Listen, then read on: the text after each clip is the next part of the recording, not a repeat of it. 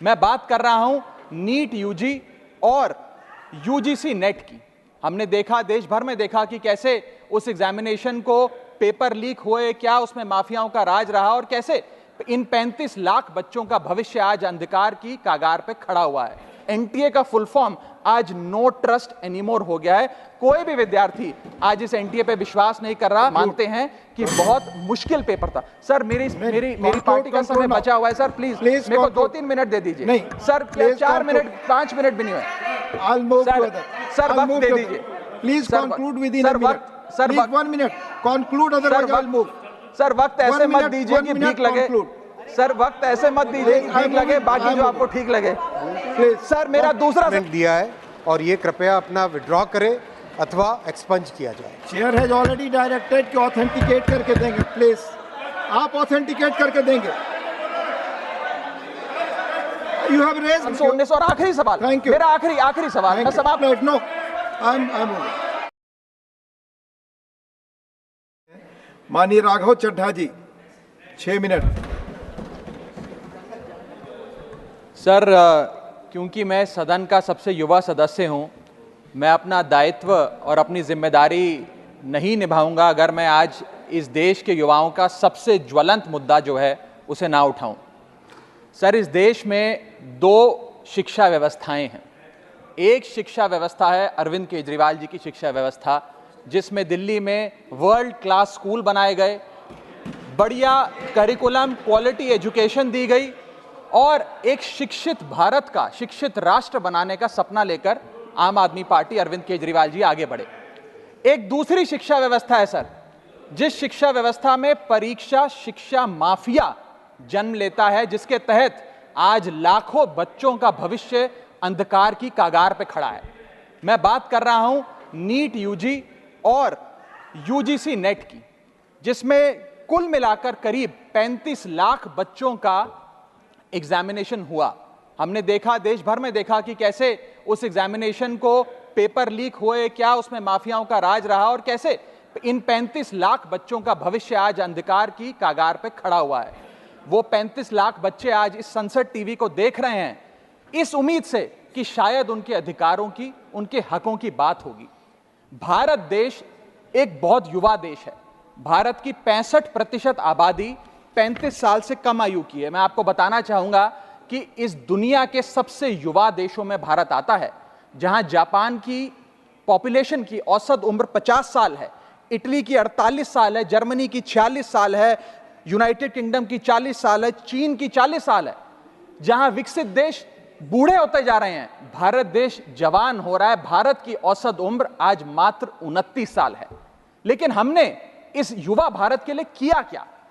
मैं आपको बताना चाहूंगा कि भारत में दुनिया की सेकंड हाईएस्ट स्टूडेंट पॉपुलेशन है। अगर आप प्राइमरी, सेकेंडरी और हायर एजुकेशन को जोड़ लें तो कुल मिलाकर 31 करोड़ आबादी भारत देश की स्टूडेंट्स कहलाती है, यानी कि पढ़ाई लिखाई का काम करते हैं। लेकिन उन युवाओं के लिए हमने किया क्या?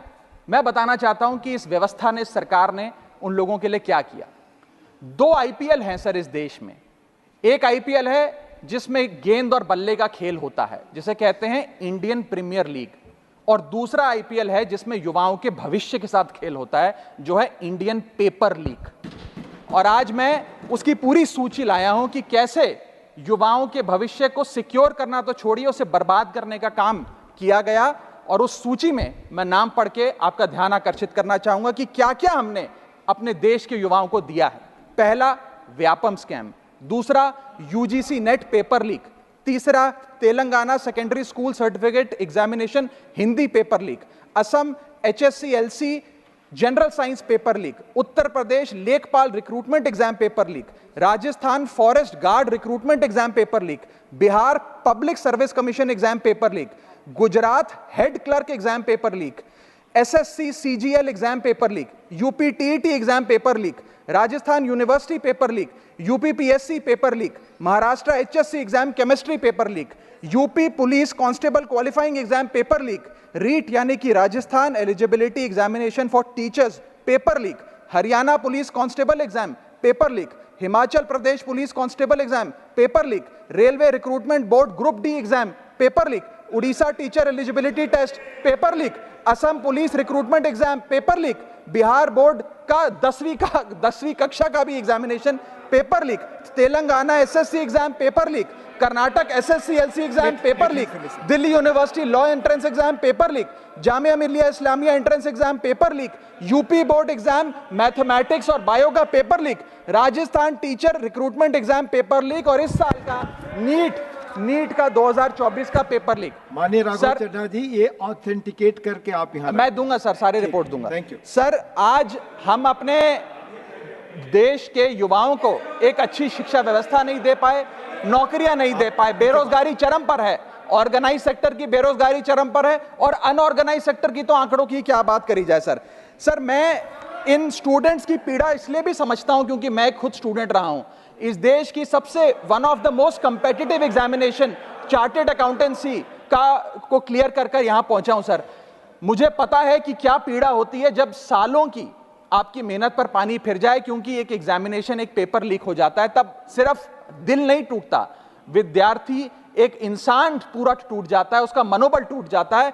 आज उस मनोबल को हमें सबको मिलकर एड्रेस करने की आवश्यकता है और आज मैं उन युवाओं की ओर से नीट से संबंधित उन 35 लाख स्टूडेंट्स की ओर से सरकार से 5 सवाल पूछना चाहूंगा और वो पूछने से पहले ये बताना चाहूंगा कि एनटीए, जो जिसे नेशनल टेस्टिंग एजेंसी का नाम देके जिसका गठन किया गया था कि वो युवाओं के भविष्य के लिए कुछ कारगर कदम उठाएगी, एक ट्रांसपेरेंसी से एग्जामिनेशन कराएगी, उस एनटीए का फुल फॉर्म आज नो ट्रस्ट एनीमोर हो गया है। कोई भी विद्यार्थी आज इस एनटीए पे विश्वास नहीं कर रहा और मैं विद्यार्थियों की ओर से ये 5 सवाल सरकार से पूछना चाहूंगा, नीट से संबंधित सटीक सवाल। पहला सवाल, नीट का पेपर जिसमें मात्र 1-2 बहुत हुआ तो 3-4 स्टूडेंट्स की रैंक 1 आती है, जैसे कि 2023 में मात्र 2 लोगों की रैंक 1 आई, 22 में मात्र 4 लोगों की आई, 2021 में मात्र 3 लोगों की आई।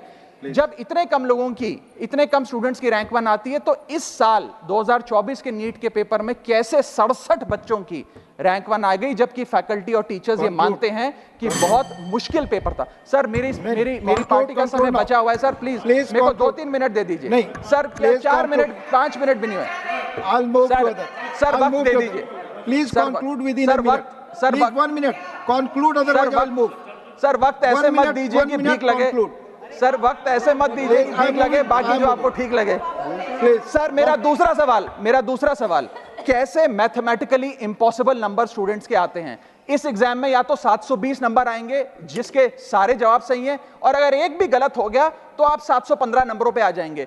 इस 715 और 720 के बीच में किसी के नंबर नहीं आ सकते, लेकिन इस बार ग्रेस मार्क्स देकर 717, 718, 719 और आखिरी सवाल, मेरा आखिरी सवाल, मैं समाप्त कर रहा हूं। सर, इस बार जो इस नीट एग्जाम के नतीजे 14 जून को आने थे, उसको 10 दिन पहले कर दिया गया। हम देखते हैं कि नतीजों में देरी अक्सर होती है, लेकिन 10 दिन पहले चुनावों के शोर के नतीजों के शोर में 4 जून को नीट एग्जाम के नतीजे लाए गए। क्या मकसद था? क्या माननीय सांसद, धन्यवाद सभापति महोदय। मान्यवर सांसद जी ने जो ग्रुप डी एग्जाम रेलवे के बारे में कहा है वो फैक्चुअली इन्होंने इनकरेक्ट कहा है, सदन को मिसलीड कर रहे हैं। मैं फैक्चुअल पोजीशन आपको बना देता हूं। Group D exam sir, group D exam 191 cities, 551 centre, 99 shift, 33 days, 15 languages में हुआ। 1 करोड़ 11 लाख एप्लीकेंट्स ने एग्जाम दिया और बिना कोई कहीं पर एक भी सिंगल शिकायत के टोटल रेलवे ने 1.5 लाख लोगों को अपॉइंटमेंट दिया है और ये कृपया अपना विड्रॉ करें अथवा एक्सपंज किया जाए। चेयर हैज ऑलरेडी डायरेक्टेड कि ऑथेंटिकेट करके देंगे, प्लीज आप ऑथेंटिकेट करके देंगे। You have raised, minister has replied, no I am it's not debate sir, no debate, you have raised the point, he has clarified it, no. आप writing में दे दीजिएगा, I have already told it, authenticate please, no. माननीय राम जी।